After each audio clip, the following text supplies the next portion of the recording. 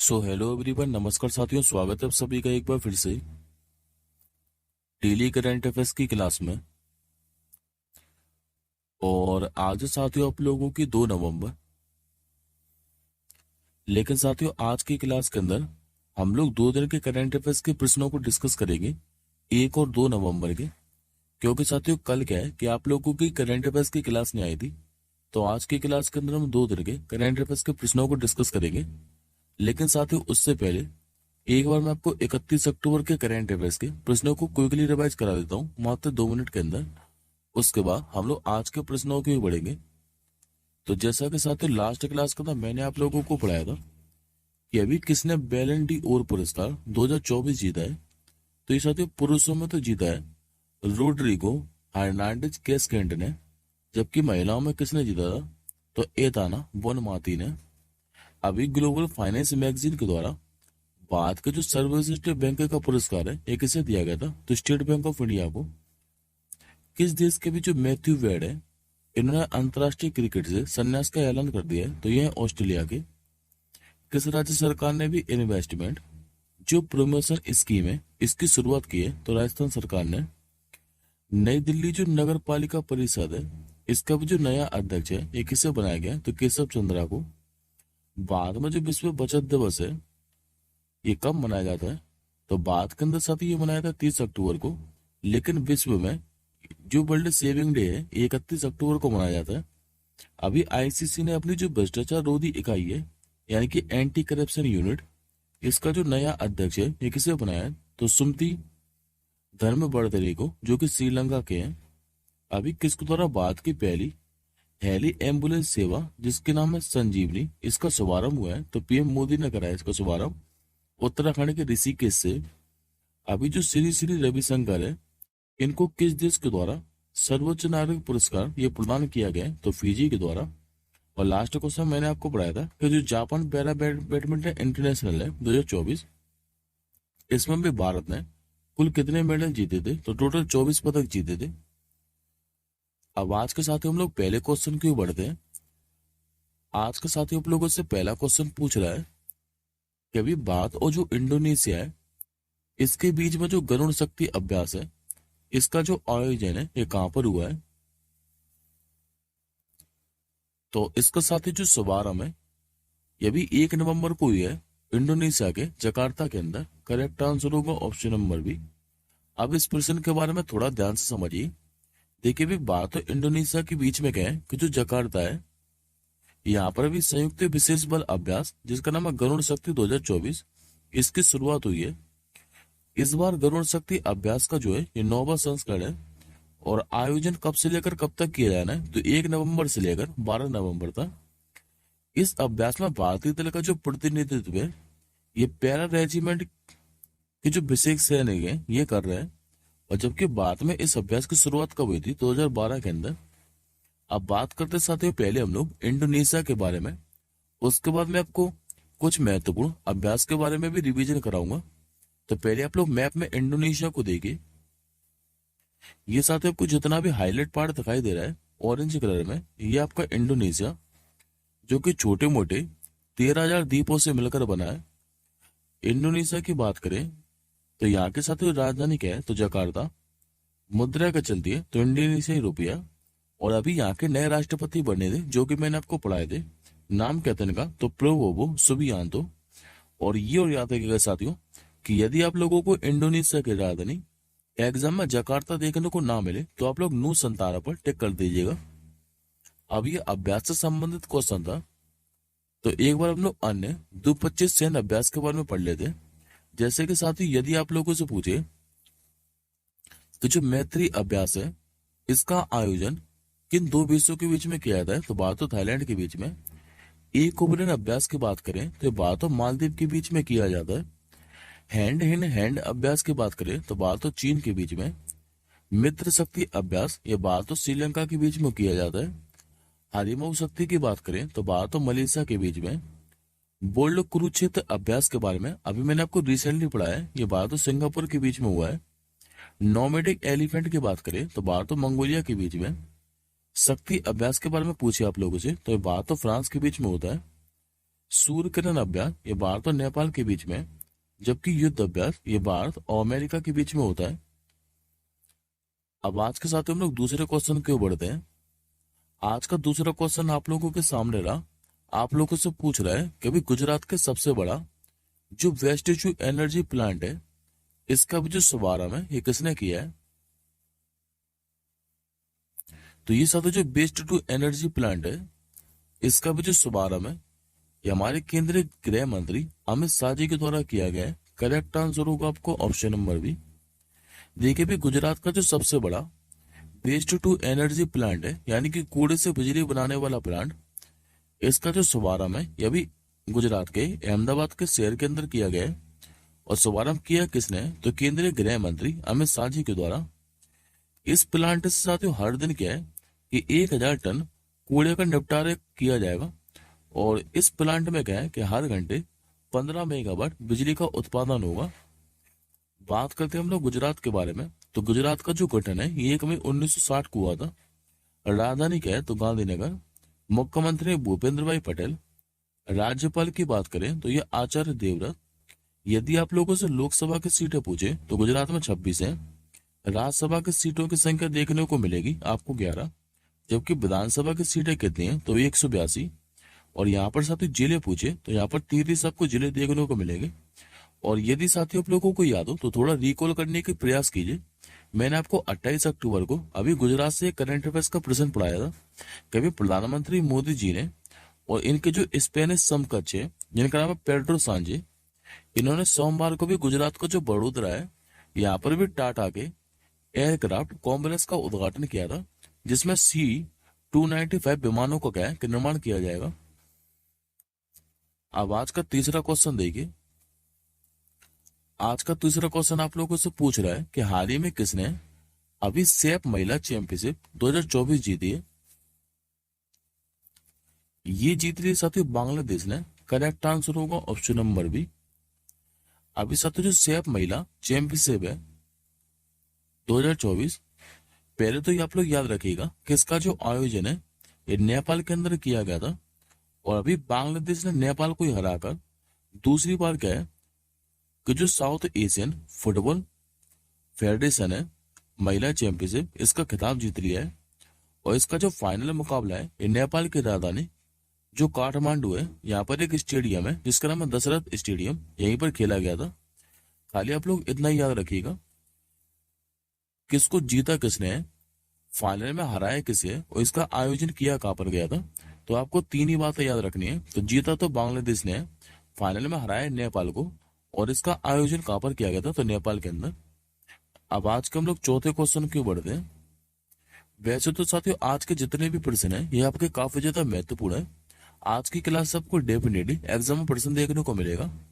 आप लोगों से पूछ रहा है कि अभी इंडियन ग्रीन बिंडल जो काउंसिल है इसका प्रमाणन वाला अभी भारत का पहला जो चिड़ियाघर है ये कौन सा बनने जा रहा है?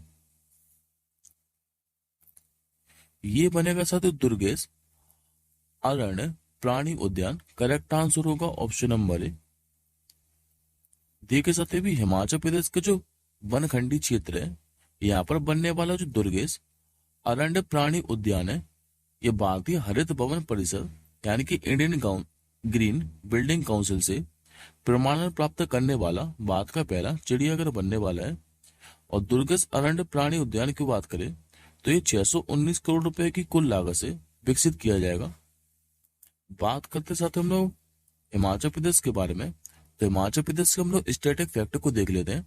जैसे इसका गठन कब हुआ था? तो 25 जनवरी 1971 को। मुख्यमंत्री कौन है? तो सुखविंदर सिंह सुक्खू। राज्यपाल यहाँ के शिव प्रताप शुक्ला। और यहाँ के साथ 2 राजधानी है, एक तो समर और दूसरी है विंटर। समर देखने को मिलेगी आपको शिमला, जबकि विंटर कौन सी है? तो धर्मशाला। लोकसभा की सीटों की बात करें तो यहाँ पर लोकसभा की सीट है 4। राज्यसभा की सीट कितनी है? तो 3। जबकि विधानसभा की सीट कितनी है? तो 68। और अभी साथ मैंने आपको हिमाचल प्रदेश से भी एक प्रश्न पढ़ा है रिसेंटली कि अभी नशीली दवाओं की तस्करी से निपटने के लिए जो संकल्प पहल की शुरुआत है ये किसने की थी? तो हिमाचल प्रदेश सरकार ने।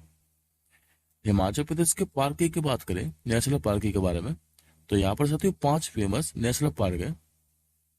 एक तो ग्रेट हिमालय, दूसरा है पिन वैली, तीसरा है इंद्र किला, चौथा है खीर गंगा और पांचवा है सिंबल बारा। अब हिमाचल प्रदेश के लोक नृत्य को देखें तो यहाँ पर तीन फेमस लोक नृत्य हैं, एक तो नाटी, दूसरा डांगी और तीसरा छपेली। अब हम लोग हिमाचल प्रदेश के दर्रे के बारे में और देख लेते हैं, क्योंकि यहाँ से साथ ही हिमाचल प्रदेश के दर्रों के बारे में पूछ लेता है। तो यहाँ पर सबसे फेमस जो दर्रा है यह साथ ही रोहतांग दर्रा, जो कि कई बार पूछा हुआ है। दूसरा आप लोग याद रखेंगे सिपकिला दर्रा, और दूसरा याद रखेंगे बड़ा लाचला दर्रा। ये तीनों जो दर्रे हैं ये आपको हिमाचल प्रदेश में देखने को मिलेंगे। अब आज का हम लोग पांचवें क्वेश्चन की ओर बढ़ते हैं। आज का आप लोगों से पांचवा क्वेश्चन पूछ रहा है कि अभी भारत के बाद चीन के जो बेल्ट रोड पहल है इसको अस्वीकार करने वाला जो दूसरा ब्रिक्स देश है यह भी कौन सा बन गया है? ये बना है साथियों ब्राजील देश। करेक्ट आंसर होगा ऑप्शन नंबर डी। दरअसल साथियों हाल ही में क्या है कि जो ब्राजील देश है इसने चीन का जो बेल्ट रोड एंड इनिशिएटिव है इसको औपचारिक रूप से शामिल होने से इनकार कर दिया है, और अब भारत के बाद ब्राजील बेल्ट रोड इनिशिएटिव में शामिल ना होने वाला दूसरा ब्रिक्स देश में बन गया है। बात करते साथ हम लोग ब्राजील के बारे में, तो पहले आप लोग मैप में लोकेशन देखिए ब्राजील की।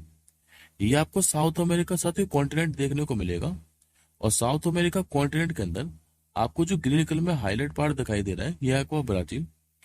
ब्राजील की राजधानी की बात करें तो यह ब्राजीलिया। मुद्रा की चलती है तो ब्राजील रियल। और यहाँ के राष्ट्रपति कौन है तो लुइज इनासियो लुला दा सिल्वा, ये वर्तमान में ब्राजील के राष्ट्रपति हैं। अब आज का छठवां हाल ही में भी केंद्रीय गृह मंत्रालय के द्वारा कितने पुलिस कर्मियों को केंद्रीय गृह मंत्री दक्ष पदक ये प्रदान किया गया है? तो इस बार साथियों 463 जो पुलिसकर्मी हैं इनको केंद्रीय गृह मंत्री दक्ष पदक से सम्मानित किया गया है। तो करेक्ट आंसर होगा ऑप्शन नंबर बी। देखिए भी वर्ष 2024 के लिए क्या है कि राज्य और केंद्र शासित प्रदेशों के जो केंद्रीय सशस्त्र पुलिस बल है और केंद्रीय पुलिस संगठन इनके 463 पुलिस कर्मियों को क्या है केंद्रीय गृह मंत्री दक्षता पदक प्रदान किया गया है। और ये जो साथियों पदक है ये विशेष ऑपरेशन, जांच, खूबिया और फॉरेंसिक विज्ञान के क्षेत्र में उत्कृष्ट कार्य के लिए प्रदान किया गया है। केंद्रीय गृह मंत्री दक्षता पदक की बात करें तो इसकी शुरुआत इसी साल हुई है 1 फरवरी को, और जबकि साथियों इस पदक की जो घोषणा है ये हर साल 31 अक्टूबर को सरदार वल्लभ भाई पटेल की जयंती के अवसर पर की जाती है। अब आज के 7वें क्वेश्चन की ओर बढ़ते हैं, जो कि आज का आपका जो 7वां क्वेश्चन है या अपॉइंटमेंट से संबंधित है। आप लोगों से पूछ रहा है कि अभी 1 नवंबर 2024 को रक्षा सचिव का जो पदभार है यह अभी किसने संभाला है? तो अभी साथियों जो नए रक्षा सचिव है ये बन चुके हैं राजेश कुमार सिंह। करेक्ट आंसर होगा ऑप्शन नंबर डी। देखिए भी राजेश कुमार सिंह ने कहा कि 1 नवंबर 2024 को रक्षा सचिव का पदभार संभाला है, और ये केरल के क्या है कि 1989 बैच के IAS अधिकारी हैं। जबकि साथियों इन्होंने स्थान किसका लिया है तो इन्होंने गिरधर अरमाने का स्थान लिया है, जो कि 31 अक्टूबर को सेवानिवृत्त हो गए हैं। अभी साथियों सचिव से रिलेटेड क्वेश्चन है, तो एक बार मैं आपको हाल फिलहाल में बने नए सचिव के बारे में रिवीजन करा देता हूँ। ये सारे के सारे साथी जो सचिव है ये मैंने आपको कई बार रिवीजन कराए हैं, और सारे के सारे नए बने हैं। जैसे कि मैंने आपको टीवी सोमनाथन का नाम पढ़ाया था, इनको भी कैबिनेट सचिव बनाया गया था। विक्रम मिश्री की बात करें तो विदेश सचिव बने थे। श्री संदीप पॉल्ट्री की बात करें तो इस्पात मंत्रालय का सचिव बनाया गया था। गोविंद मोहन की बात करें तो गृह सचिव बने थे। तुहीन कांत पांडे की बात करें तो वित्त सचिव बने थे। विक्रम देव दत्त की बात करें तो इनको कोयला मंत्रालय में सचिव बनाया गया। धर्मेंद्र कुमार को भी दिल्ली का नया मुख्य सचिव बनाया गया था। अमृतलाल मीणा की बात करें तो बिहार के नए मुख्य सचिव बने थे। शारदा मुरलीधरन का नाम पढ़ाया था मैंने आपको, इनको केरल का अभी मुख्य सचिव बनाया गया। और KP सन्ना ये भी पंजाब के 43वें मुख्य सचिव बने थे। अब आज का 8वां क्वेश्चन देखिए। आज का साथियों आप लोगों का 8वां क्वेश्चन आप लोगों के सामने रहा। आप लोगों से पूछ रहा है कि हाल ही में भी कहा देश के पहले जो एनालॉग अंतरिक्ष अभियान है इसका शुभारंभ किया गया है? इसका साथ जो शुभारंभ है यह भी लद्दाख के अंदर किया है। करेक्ट आंसर होगा ऑप्शन नंबर बी। दरअसल भी गगनयान मिशन के तहत क्या है कि भारत अभी पहली बार अंतरिक्ष में यात्रियों को भेजने वाला है और इसरो ने भारत के पहले जो एनालॉग अंतरिक्ष मिशन है इसको शुभारंभ की घोषणा की है। इस मिशन का साथी उद्देश्य क्या है, तो पृथ्वी से दूर बेस स्टेशन स्थापित करने की चुनौतियों का पता लगाना है। और देश के पहले जो एनालॉग अंतरिक्ष अभियान है इसका शुभारंभ किया कहाँ पर है, तो लद्दाख की लेह के अंदर। अब बात करते साथ हम लोग एनालॉग अंतरिक्ष अभियान के लिए कि लद्दाख का ही चयन क्यों किया है, क्योंकि साथ दरअसल एनालॉग मिशन के तहत क्या है कि धरती पर ऐसी जगह को चुना जाता है जो अंतरिक्ष या किसी आकाशीय पिंड के वातावरण या फिर माहौल जैसा हो। और देश के अंतरिक्ष विजन की बात करें तो भारत ने साथ 2035 तक भारतीय अंतरिक्ष स्टेशन स्थापित करने का लक्ष्य रखा है, जबकि 2040 तक क्या है कि चांद पर मनुष्य को उतारने का लक्ष्य भी रखा है। अब आज के हम लोग 9वें क्वेश्चन की ओर बढ़ते हैं। आज का साथी हम लोगों से 9वां क्वेश्चन पूछ रहा है, कभी किस राज्य सरकार ने कमजोर वर्गों के कल्याण के लिए वृद्ध जो संपर्क अभियान है इसकी शुरुआत की है। तो ये के साथ ही पश्चिम बंगाल के राज्यपाल सीबी आनंद बोस ने। करेक्ट आंसर होगा ऑप्शन नंबर डी। अभी 1 नवंबर को क्या है कि पश्चिम बंगाल के जो राज्यपाल है सीबी आनंद बोस, इन्होंने समाज के जो कमजोर वर्ग है इनके कल्याण के लिए वृद्ध संपर्क अभियान की शुरुआत की है। और इस पहल के तहत महिलाओं के सशक्तिकरण, बच्चों की सुरक्षा, मानव तस्करी तथा मादक पदार्थों के दुरुपयोग से निपटने पर विशेष जोर दिया जाएगा। बात करते साथ लोग पश्चिम बंगाल के बारे में, तो पहले आप लोग मैप में लोकेशन देखिए पश्चिम बंगाल की। ये आपको साथ ही मैप में पश्चिम बंगाल दिखाई दे रहा होगा। पश्चिम बंगाल की सीमा की बात करें तो एक तो लगते साथ इसके उड़ीसा राज्य के साथ, दूसरी ये जो सीमा बनाता है ये बनाता है झारखंड के साथ, तीसरी इसकी सीमा लगती है बिहार राज्य के साथ, चौथी इसकी जो सीमा है ये लगती है सिक्किम राज्य के साथ, और पांचवी इसकी जो सीमा है ये लगती है असम के साथ। लेकिन इसके साथ जो अंतर्राष्ट्रीय सीमा की बात करें तो एक तो लगती है नेपाल के साथ, दूसरी लगती है बांग्लादेश के साथ, और तीसरी लगती है भूटान के साथ। यहाँ के मुख्यमंत्री आप सभी जानते हैं जो कि काफी ज्यादा चर्चा में बनी रहती है, नाम है जिनका ममता बनर्जी।